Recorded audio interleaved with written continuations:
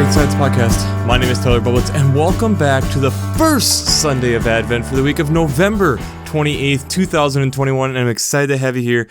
I'm excited to dig into this week's podcast, and happy new church year. This is the beginning of a new church year. This is the beginning of the year of Luke in year C, and it's an exciting time. It's in a great anticipation as we are in these beginning days of preparing ourselves for Christmas. And what does that mean? What does it mean to be preparing ourselves for the coming of Christ? Preparing ourselves for the gift that is why we gather, and recognizing that Christ coming into the world changed our lives forever. And so that's this, how do we prepare for that? Is this something that we do corporately, individually, both? It's something that is such a fun part of the year, and this is one of my favorite times of the church year, is thinking about these things, digging into these concepts, trying to figure out with anticipation, how do we do that? How do we prepare ourselves for that? And I know one of the ways to prepare ourselves for that is looking back at last week's Twitter question, which was, are we as a people willing to recognize and acknowledge a kingdom greater than ourselves? And I think this is a really great question looking back in hindsight for the week of Thanksgiving. A lot of times, Thanksgiving, especially coming from the United States, we love really looking at Black Friday and fast forwarding to Christmas and looking at a lot of the consumeristic side of things. Whereas when we sit back and think about it, to even have something like that, we have to be able to acknowledge and recognize the people who make that happen, who are ourselves. And I think Thanksgiving is a time where we try to slow down and try to recognize that, try to recognize the blessings that are happening around us, trying to recognize how that all comes into place. And then when we start recognizing that, we start realizing at a much greater level how the kingdom of God, and we're such a small part of that, is all doing that, how it's dependent upon each other to be able to work and function and operate, that it is an ebb and flows and balancing of different things that makes the ecosystem work. And how well do we recognize that and acknowledge that is something that we should be considering. So let's just jump into it this week. One of the things that I am excited about with this is we only have 4 readings this week, which makes it a lot easier on me. So let's just jump into it. The Old Testament text this week is out of Jeremiah chapter 33, verses 14 to 16. This to me just screams Advent so much.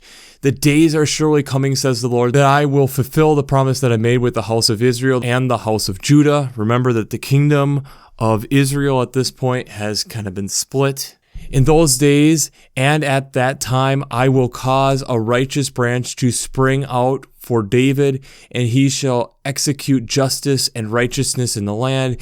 In those days, Judah will be saved, and Jerusalem will live in safety. And this is the name in which he will be called. The Lord is our righteousness. That's the whole text. This prophecy, this foretelling of what is to come. And being on this side of the cross, we know what this is referencing. We know that this is referencing Jesus and what this is all coming to be, the anticipation of this.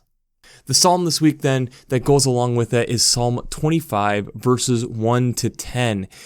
This is recognizing, one, how high and mighty God is, and that in a lot of ways, it's something that we should be contemplating, and how do we give praise to God and acknowledging in a lot of ways that we are not worthy of that. 2, to then be asking for forgiveness in the ways that we are not worthy, the ways that we fall short, and that when we are falling short, how God is trying to steer us to paths of where God is trying to steer us, trying to help us grow, to understand where we are falling short so that we can do better. And understanding in that we're trying to do it in a humble way so that our lives reflect in a way that Christ is able to be shown through us to be an example for others. It's a real fun little psalm this week. The New Testament reading this week is from 1 Thessalonians chapter 3, verses 9 to 13. And I really like how this just even starts. How can we thank God enough for you in return for all the joy that we feel before our God because of you? What an amazing way and almost a prayer that we get in that how because of what Christ did for us and allowing us to have a more direct pathway to Christ, how wonderful that really is that we are able to have that. It's such an amazing thing. The gospel text this week is out of Luke chapter 21, verses 25 to 36. This is an interesting thing because in a lot of ways, it's Jesus here nearing the end of his ministry, foretelling what is going to happen, foretelling his death and what that is going to mean, and then using some parables here for us to recognize that there is a lot of distress in the world and things around us, which, boy, does that sound relatable to the world in which we're in now. And people will faint from fear and foreboding of what is coming upon the earth, for the powers of heavens will be shaken. Then they will say, the Son of Man is coming in a cloud with power and great glory. Now, when these things begin to take place, stand up, raise your hands, because your redemption is drawing near. And then it gives this parable of look at the fig trees and how they will sprout leaves, and that we know that because that's happening, that summer is near. And then we get this passage that gets reused a lot. So I'm going to give it a little bit of additional context here. Truly, I tell you, this generation will not pass away until these things have taken place. Heaven and earth will pass away, but my words will not pass away. Be on guard so that your heart will not be weighed down with dissipation and drunkenness and the worries of this life, and that day catch you unexpectedly like a trap. For it will come upon all who live on the face of the whole earth. Be alert at all times, praying that you may have the strength to escape all these things that will take place, to stand before the Son of Man. So this very apocalyptic type text, fitting into some of the themes that we've kind of had, how we've had a lot of text out of the book of Revelation the last few weeks, but also this idea of how there should be anticipation for what is coming, and yet we're also needing to be prepared for that. So, before we jump into how faith and science come together this week, we have to do our shameless plug for Working Preacher. If you haven't checked out Working Preacher, I'd highly recommend it. Between their Sermon Brainwaves podcast, their commentaries, their discussions. Since I'm not an ordained minister, I use them on a weekly basis to be able to help me prepare for bringing you this podcast and getting some different perspectives from some great biblical minds and people who study this stuff for a living. So if you haven't checked out Working Preacher, I'd highly recommend it. But I'd also recommend checking out the library coming from Vanderbilt.edu. The Revised Common Lectionary is what I use on a weekly basis to be able to bring you the text. I also really enjoy that there's a lot of art and different things to be thinking about from a service perspective, but also as a person who's in laity, to be able to give me some different perspectives and ideas. The art is really helpful to get perspective from multiple generations on how these texts have been looked at from all over the world, and it's always really fun to look at. So, if you haven't checked out the Revised Common Lectionary coming from Vanderbilt.edu out of their library, or workingpreacher.org, I'd highly recommend checking out both of these resources. Before we jump into the text, I think we first need to do a little bit of context. Advent is the 4 Sundays before Christmas. It's this time of preparation, like I said in the introduction, to prepare us for the coming of Christ as this child. And like I kind of mentioned again at the beginning, this, how do we prepare? How do we prepare as an individual? How do we prepare as a group? And that's one of the things that I think a lot of times Advent is partially for us to be figuring out. Where is that preparation needing to happen?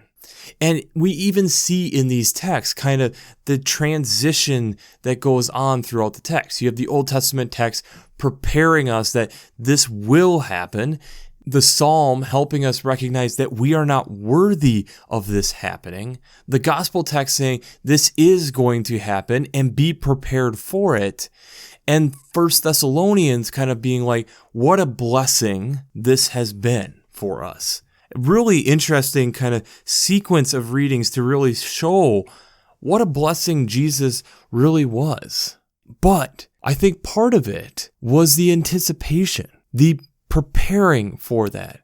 Realizing that in that preparation, there were times that we were fearful. Is God really going to fulfill the promises that God made? Is this really going to happen? How is this going to happen? How is all this craziness going to change? How is it going to be moved toward the better, toward what God is planning, is envisioning, is guiding us toward?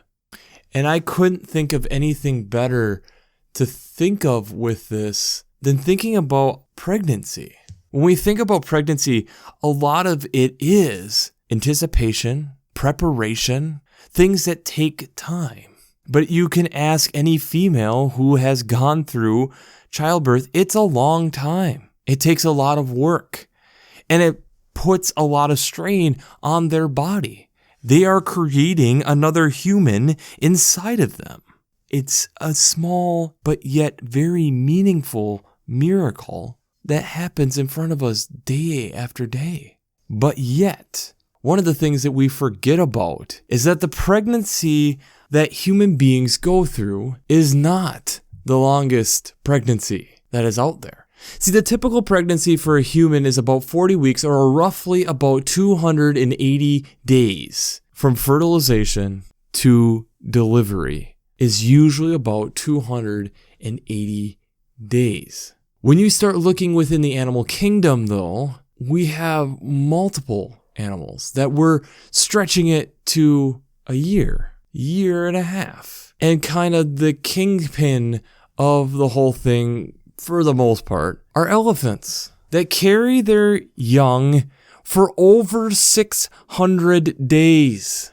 And if you study the behavior of elephants after that young is developed and given birth to, which a young baby elephant upon delivery is about 230 pounds, which I think is just amazing. That's a huge animal. But yet then they're also a case-selected species, which means that this is an animal that needs a little bit more parental care to be able to really develop into the animal that they are being developed into, right? That they are going to take more parental hands-on to really become this. And to really get into this, we're going to get into a little bit of some ecology ideas here. So stick with me. This might be a little complicated, and I'll attach a video down below that will help you with understanding this a little bit more.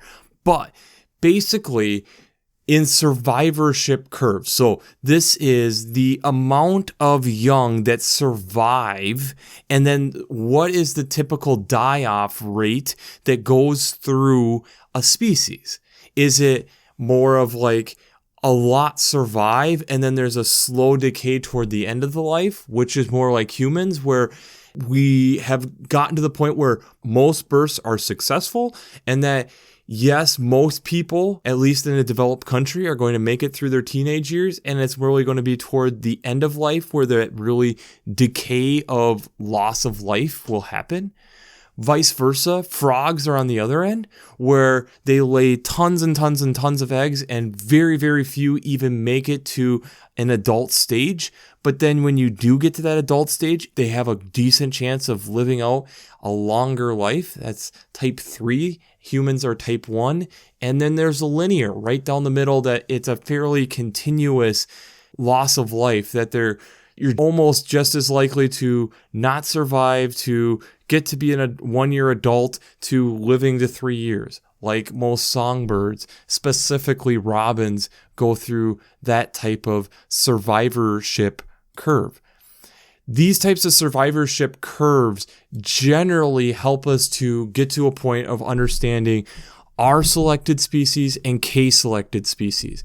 Our selected species do really well in unstable environments, typically have smaller body sizes, early maturity times, can really have fast offspring. So thinking like rabbits, mice, things of that nature, more simple in quotes, simple body structures, simple development structures, simple dynamics for them to grow, and typically aren't going to be living as long. It's usually a shorter species. And again, less parent involvement that's going to be happening, thus easier to be able to have in an environment. Where a K-selective species like humans or elephants, usually like a more stable environment, going to have long-term growth, long life expectancies, big body sizes more typically, so there's more to develop, more to take care of, and have a lot of parental care. Now, granted, this doesn't work for every species on the face of the planet. A great example of this would be sea turtles, where they go out, they lay their eggs, and then they leave, and the turtles have to figure it all out on their own. Very little parental involvement. Really, you could argue no parental involvement, but yet have long life expectancies.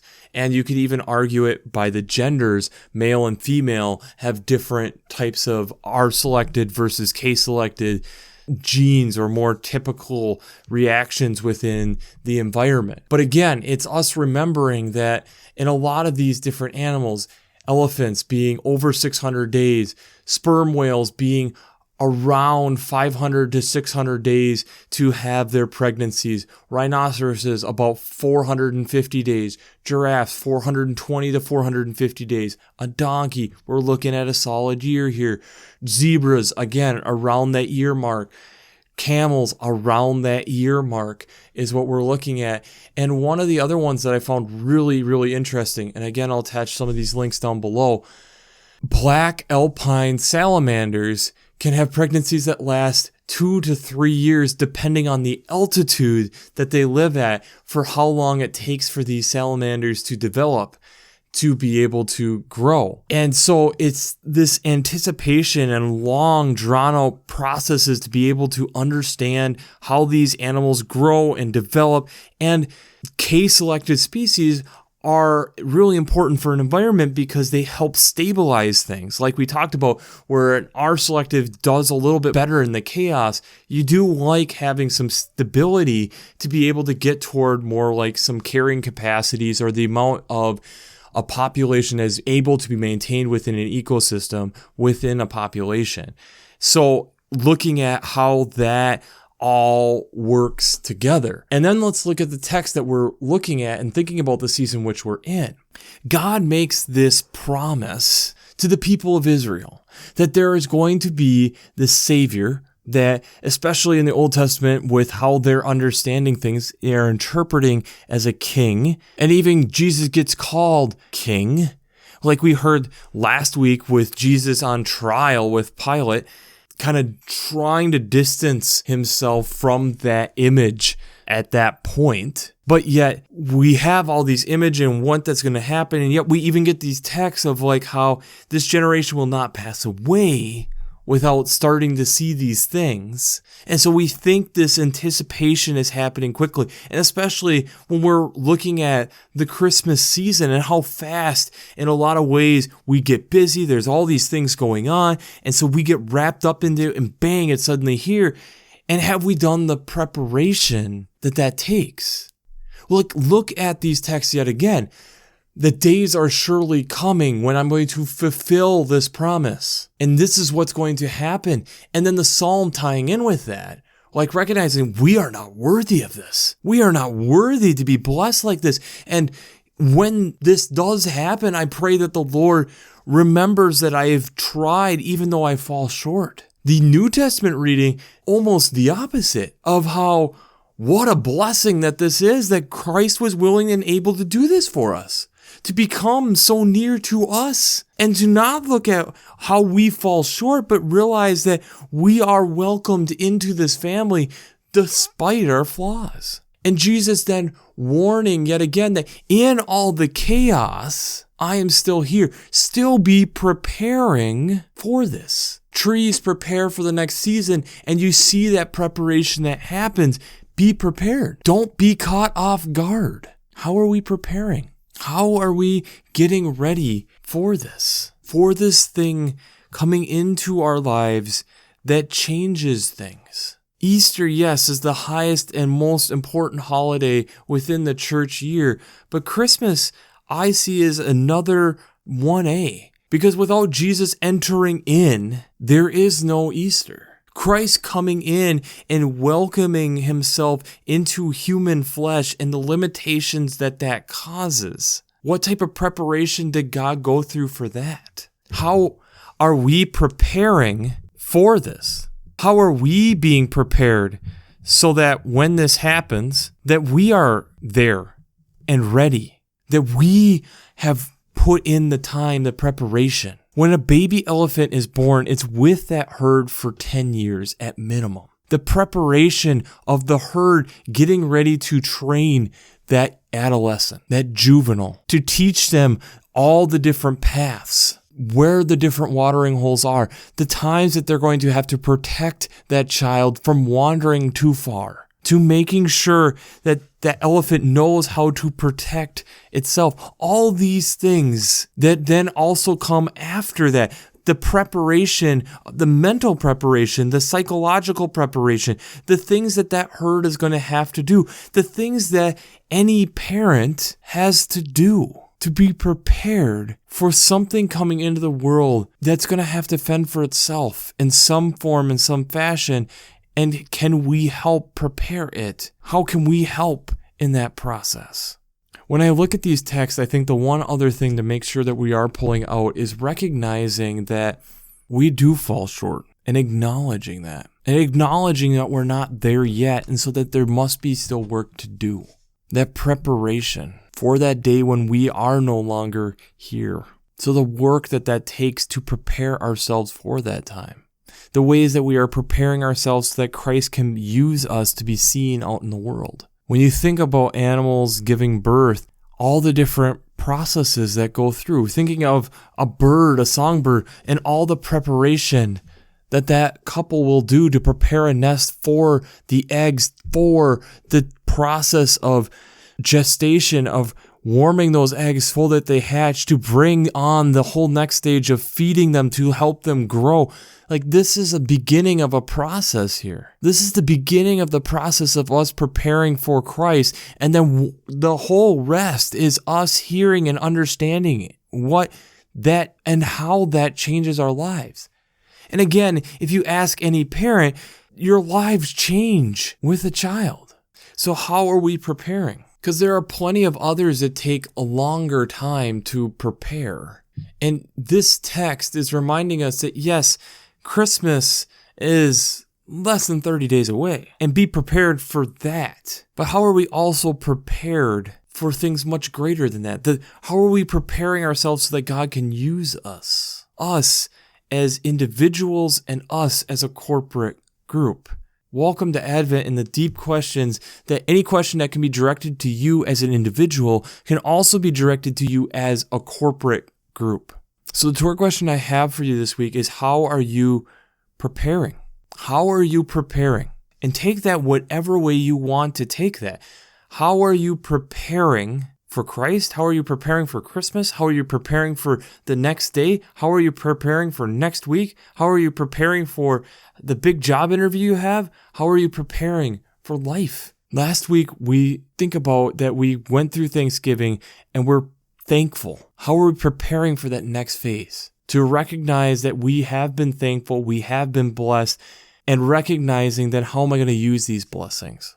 On a side note, this is one of my favorite times of year. Not only because my birthday's in the middle of all this, but I feel like typically, as I was growing up, and unfortunately I feel like that culture has changed some, but I've always enjoyed the month between Thanksgiving and Christmas because it seemed like for a period of time, people were more thankful and more giving and more loving toward each other. And I think right now, especially when we're looking at these texts, remembering the love that God was willing and able to do to humble God's self to come in the form of a child for us, that means that yes, we need to be prepared. We need to go through that process to be able to accept something like that. But I think we also need to make sure that we're able to love even when it's hard. And I know for myself, that's something that is a daily battle that I'm still working on. You can ask my wife. I am not always perfect at that. But I think it's something that we all need to be remembering in this time, in this place, and in this season in which we're in, where there's a lot of things that can cause us fear. It's remembering that God's still there. God's still with us in that preparation. So we need to then keep preparing. An elephant just isn't born the next day. An elephant takes time, and so thus it takes preparation, not only for the mother, but for the herd. So then we need to be preparing as an individual and as a corporate group for what that means to us. So, we'll wrap this up as we always do. I pray God blesses you through your faith and amazes you through science.